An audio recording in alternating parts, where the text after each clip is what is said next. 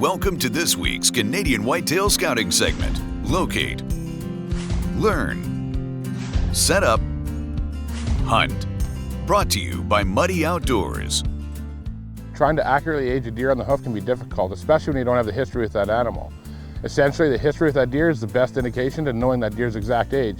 But when you don't have it, there are ways that you can come close. Contrary to popular belief, antler size, the number of tines, and the configuration is not a good indication of age. We've had deer grow their biggest and their gnarliest racks at 3 and 4 years old. We've also had deer peak at 10 years old. So using antler size and antler configuration is not an accurate way to age a deer. Rather, we're going to use body characteristics to try to get an accurate age on that deer. So young deer, those 1 to 2 year old bucks, they're going to have a tight waist. They're going to essentially look like a doe with antlers. They're going to have a larger rear end than their front end.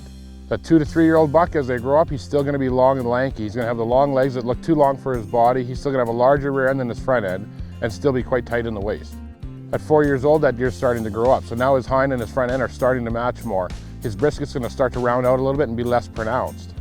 When you get into that 5-year-old age class, now you've got a large proportion deer. He's got a big chest, huge swelling, and massive shoulders in the rut. And that brisket again is going to continue rounding out and become less pronounced. Now when you get into that 6-plus-year-old age class, it starts to get really difficult to nail down how old that deer is. You've got a large-bodied animal with a big chest, even larger and more powerful, and a big neck in the rut. They start to get a round belly, a bit of sag in their back, and some of those bucks will even start to get what looks like a Roman nose.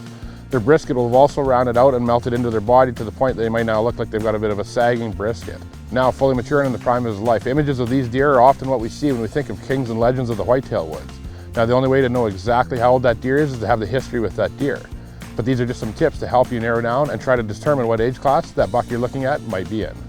This week's Canadian Whitetail Scouting segment has been brought to you by Muddy Outdoors.